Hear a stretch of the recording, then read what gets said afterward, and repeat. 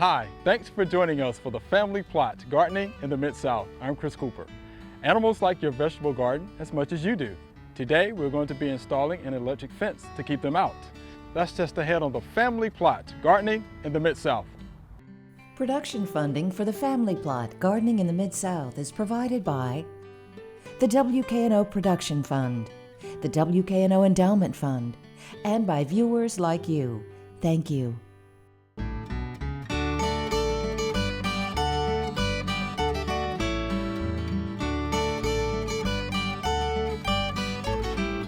Welcome to the Family Plot. I'm Chris Cooper. Joining me today is Mr. D. Mr. D is a retired UT Extension agent.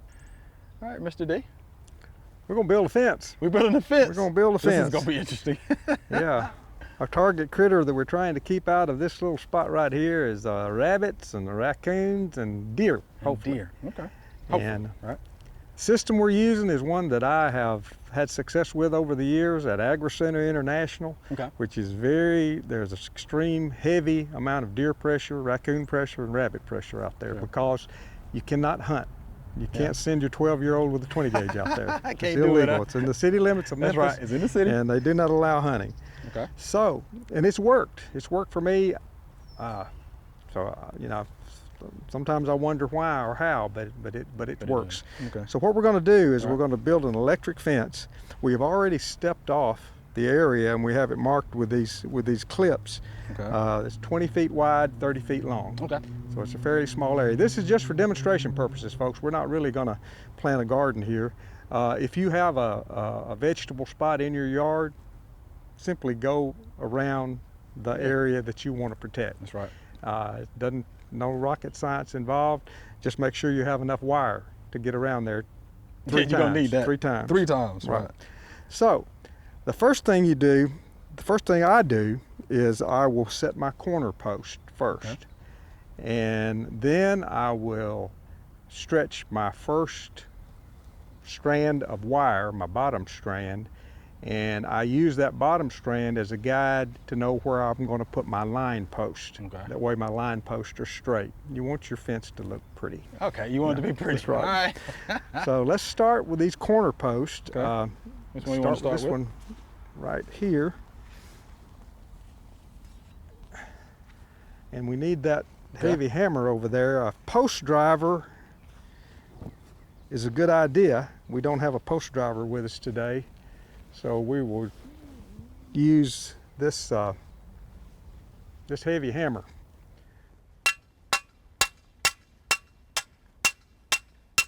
Now, if I have an intern working with me, I will say, okay, is it straight? I have one there and one there. And okay, is it straight? It's straight. It's getting straight.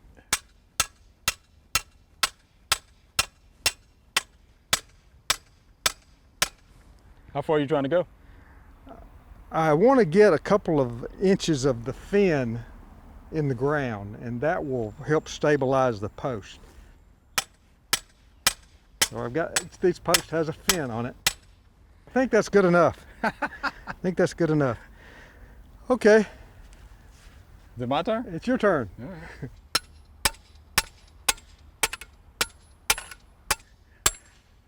I think that'll work. I think that'll do it. My turn. Can you move it to your left a little bit? Just a little bit? We should have done a competition of this. And I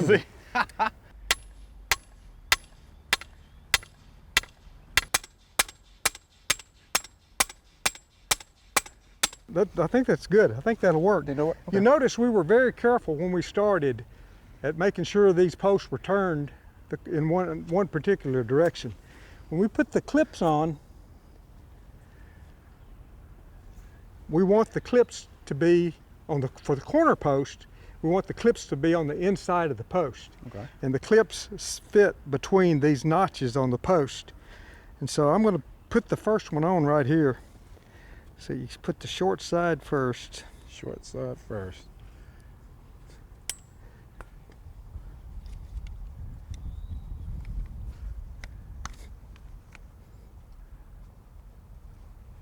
Okay. Now I'm going to slide it down. I got that, I'm all the way down. And I'm going to want this wire about 4 to 6 inches off of the ground. So when I get it down at the right, it's going to the last notch here. Pull it on around, slap it into place. So that's the height that we're going to have our bottom wire.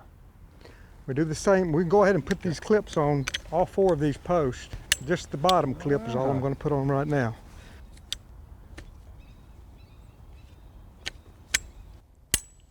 So you said the short side. Short side first. Take it down to where I want it. Right about there. Just hit that. It's got it. You don't have to have a very heavy gauge wire. This is a 17 gauge. It's important for it to be galvanized to make it weather resistant. And you just want it to carry electricity. Okay. And be easy on yourself. Screwdriver is just to Look at that. make the application a little easier. Ah. Yeah, I think you've done this a time or two. All right. Okay, all I'm going to do with this now is I'm going to connect this. This is probably one of the few times I'll actually be doing much wiring. But I'm going to go through this clip and I'm just going to Okay. just wire it. Yeah. Because it's your first connection.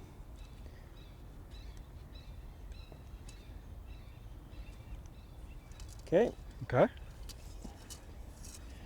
And I guess we want to make sure it's tight, right? Now I'm used to having much bigger and heavier spools than this. Ah. So usually, sometimes you have to have 2 people. I don't need 2 people for this. Okay.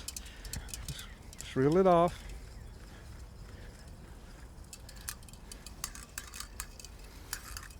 Now I'm going to use the clip. So you can see by staying on the inside of these posts, if the wire, something knocks the wire off, it will go toward the center and it won't hit one of the posts and cause it to short out. Same thing here, right? Mm-hmm. Just use the clip. Use the clip. Okay. I'm going to put a little pressure on this to make it semi-tight. Okay. And I'm going to just go ahead. I need to put the second clip on before I raise it up. And so what we're going to do is we're going to put our line post in right now. Okay. So the line posts need to be about, in my opinion, about 10 feet apart. So this is 20 feet wide, 30 feet long. That means we need one right in the middle. Right in the middle. Right here. Is that right in the middle? This way just a little bit. Oh yeah, I think that's right. It. Okay. Right. Okay, I'm going to put it now. Now I want the wire outside the post. So I'm going to go ahead and I'm going to pull this, touch the wire, then I'm going to push it in the ground at an angle. It's not a, it's I don't know, 80 degree angle. Okay. I didn't do very good in geometry, but just lean it out. Oh man. And for some reason that seems to help. And I'm going to go all the way down in. And then I'm going to take this little wire and I'm going to hook it in that clip right there. Oh, just that easy. Okay. So that supports that. Okay, 10 feet.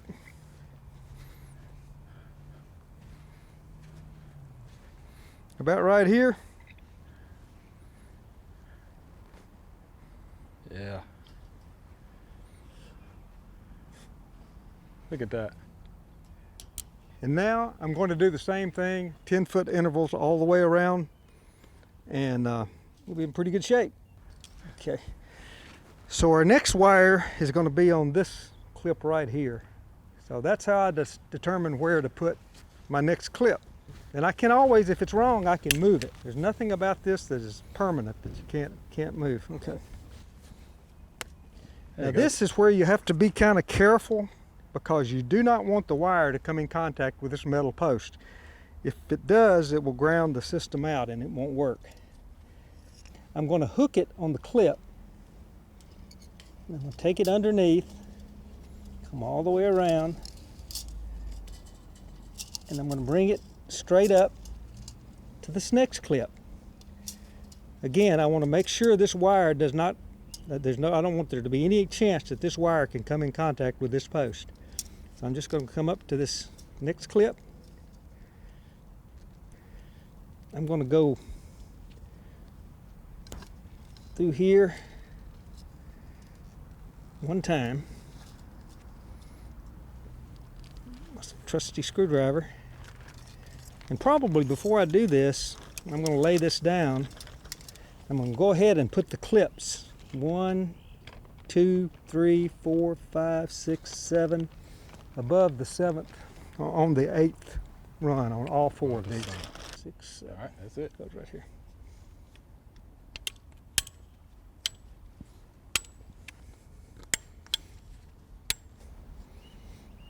There you So go. we're ready to put our next wire in.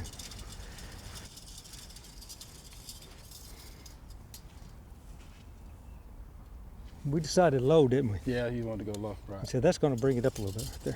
Don't go crazy when you make these connections to the post, because you would rather something go in there and knock the wire off, and all you've got to do is clip it back up there, than have it tightened so securely, double wrapped and triple wrapped and everything, so that it tears everything up. Because things will happen. You know, you may have the neighbor's dog or something like that. So this way it's very easy to hook it back up, and you're back in business a lot quicker. Okay, Right. so we got to do the same thing here that we did on the lower one. Let's go ahead and put those clips in.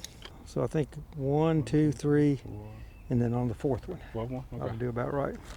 I'll watch you.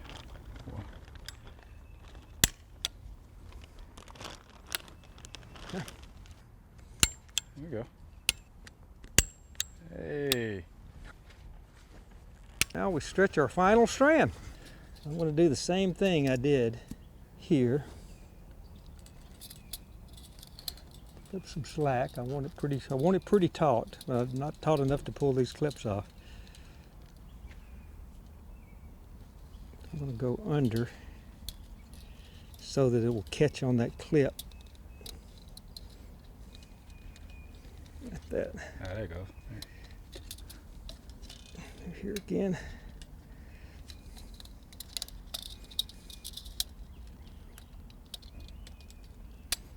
Oh, look at there. Okay. Right.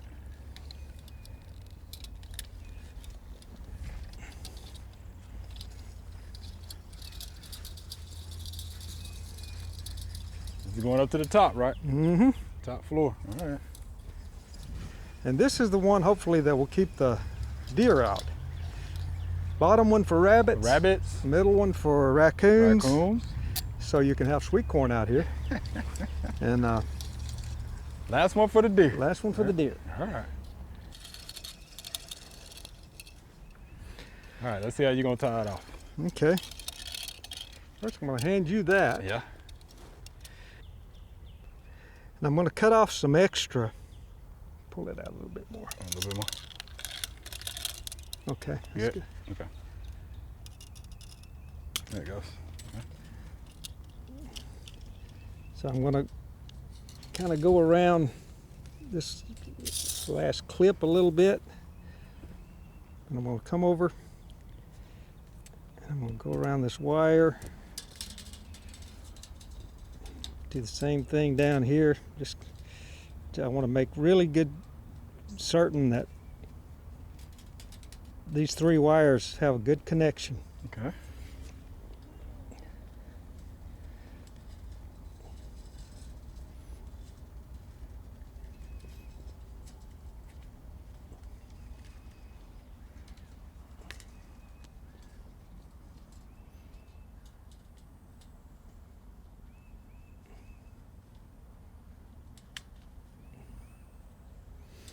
Okay. All right. Now we are ready to put our ground rod in the ground. Okay. Over here. Every electric fence needs 1 or more ground rods. 1 should be sufficient with this one. The ground rod, I always put it fairly close to the fence, kind of out of the way because I'm mowing around it and all that. But just put it right here. Usually put it outside the fence in case if these get loose, they won't come against the ground rod, even though it does need to be grounded on it. Doesn't make any difference which end is up. I was just going to ask you that, yeah. So it doesn't matter. Okay.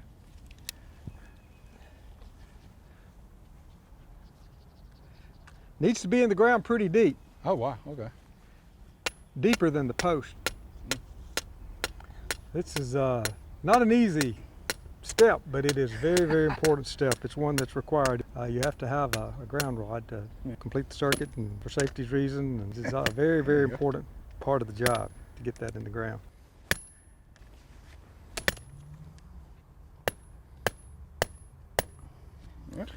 Okay. Now I have this nifty little piece of equipment. This is how we attach the wire to the ground rod. Yeah, look at that. Okay. So I'm going to take it down and get it away from the label. Snug it up. Pretty tight. It needs to be pretty tight. So we're ready to install the charger. Okay. You can pick up the charger, the wire, the post, the clips, everything at your local farm supply store. They're around everywhere. This one is an AC, alternating current, a charger that plugs directly into an electrical wire somewhere, or electrical plug. You can see the prongs here. At Agri-Center, or a lot of farmers don't have electricity close by, and they have to use solar powered chargers.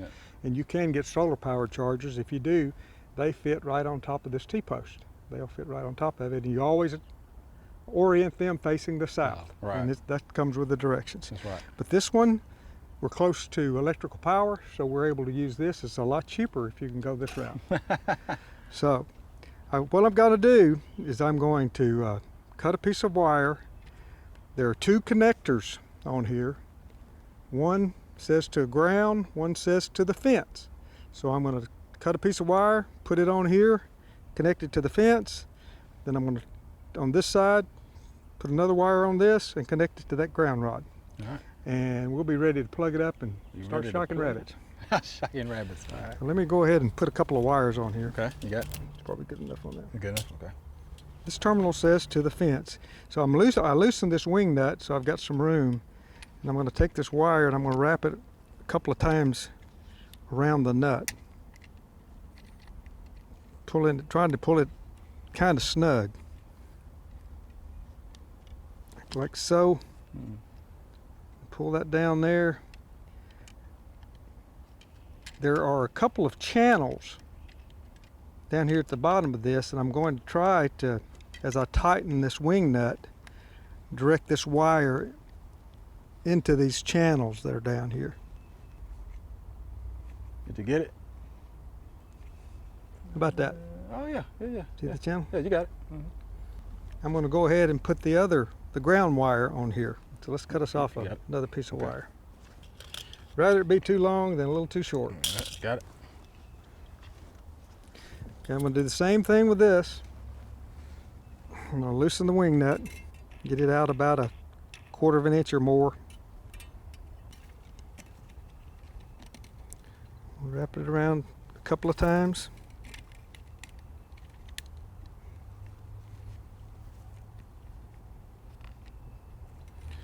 Find those channels and spin the wing nut back in. Right. Okay. All right. So this says to the fence, this to the ground. Okay. So this is this side, okay. Ideally, we would go ahead, we would have this wherever we're going to have it, we'd have it mounted to our electrical power. Make sure your connection is pretty good. Okay, this, I'm going to bend it like so, make me a kind of a loop there. Gonna stick it in. Yeah. Yep, straight through. Find the screwdriver.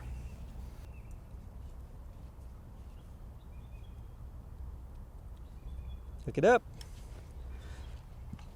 Okay. Okay.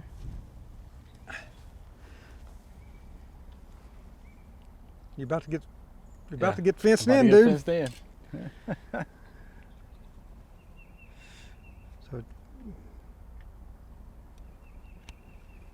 So I'm the deer inside the fence. Oh, okay. Voila. When you do this at home, you're going to have this plugged into the wall somewhere. Ah. So folks, that is an electric fence. That should, is an electric fence. How about if you're, that? Pretty if cool, man. if Pretty the Lord's cool. willing and the creek doesn't rise, it'll keep rabbits, raccoons, and deer out. of the Hey, to spot. keep it out. All right, Mr. D. I think you've done this a time or two. I have. Yeah, we A appreciate lot that. larger so much. areas lot than larger this. areas than that. Right. All right. Not with as good a help as you. Oh man, I appreciate that. I appreciate that. Now I got to figure out how to get out of here, right? Luckily, it's not hot, Yeah. so you can Nah, we're still good. get out. All right. Thank you much, Mr. D. We appreciate it. Most welcome. All right.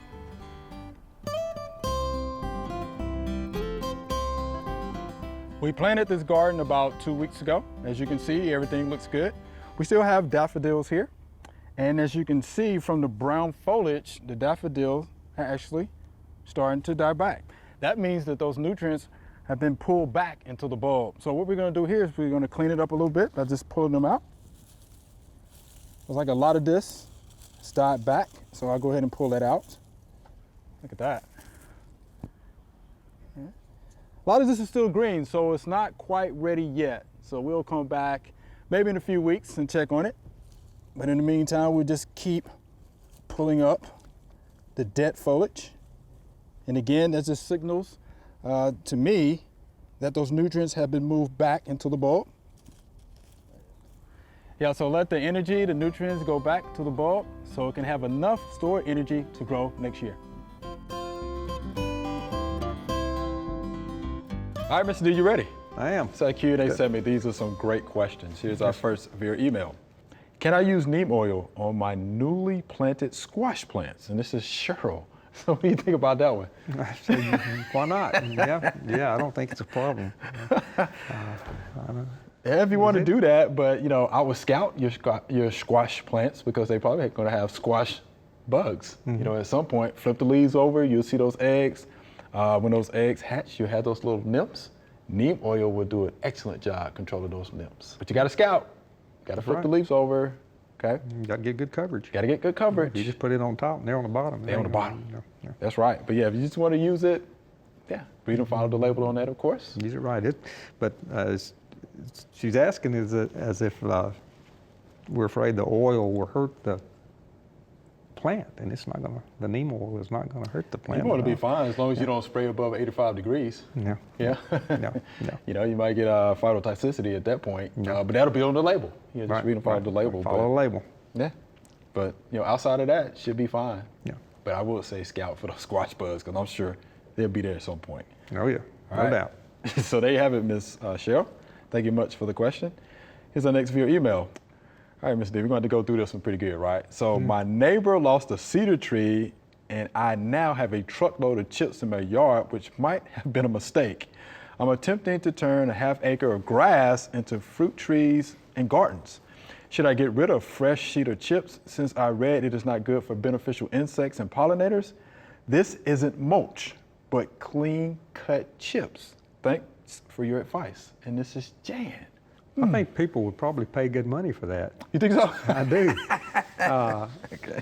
You know, I don't think it's going to hurt you at all. I mean, you talk about it not good for beneficial insects and pollinators. They're not going to be where the pollination is going on. They might be beneficial for getting rid of the bad insects. You know, some of the bad insects, right. and you know, it might repel some spiders, and which are beneficial too. But anything that because I know cedar is a natural. Yes. You know, closed moths, things like that. That's why we have cedar robes and cedar chests, because it repels those kind of things. But I don't think it's going to be a problem out there in the landscape. I think it's going to do more good than harm. You know. Yeah. So would you use it as a mulch? You know, she said this isn't mulch. I mean, I know some people that have used it. I probably would. That tells me it's going to last longer. than regular mulch. Right. So It's yeah, gonna take a little I while would to not break be down. I would not be afraid to use it as mulch Okay. personally. What about you? I don't think it's a problem either. It may rob, the soil, right there at the top of nitrogen. Nitrogen Temporarily. It takes longer to break it Yeah, down. because it takes longer to break it down. Yeah. It's temporarily, right? But in the long run, I think it'll be fine. Yeah. I do. So that's probably what I'll do with it. Yeah. You have that much, I would probably use it. I think you're gonna like it. I think it's gonna last longer, and I will. And I don't think it's gonna be a problem. No, it will definitely last longer. Yeah, like I said, it will rob, of course, that area of some nitrogen just temporarily, but over time, I think it'll be fine. No. I think it'll be fine. Yep. Right. Then it looks good too. It looks good. So, Ms. Jana, yeah, we think it's going to be okay. All right. So we thank you for that question. All right, Mr. D, fun as always. Appreciate it, man. Good deal. Appreciate it. All right. It's fun. Okay. Remember, we love to hear from you. Send us an email or letter. The email address is familyplot@wkno.org, and the mailing address is Family Plot, 7151 Cherry Farms Road, Cordova, Tennessee 38016. Or you can go online to familyplotgarden.com. That's all we have time for today. Thanks for watching. If you want to learn more about different garden fence options to keep out the critters, head on over to familyplotgarden.com. Be sure to join us next week for the Family Plot, Gardening in the Mid-South. Be safe.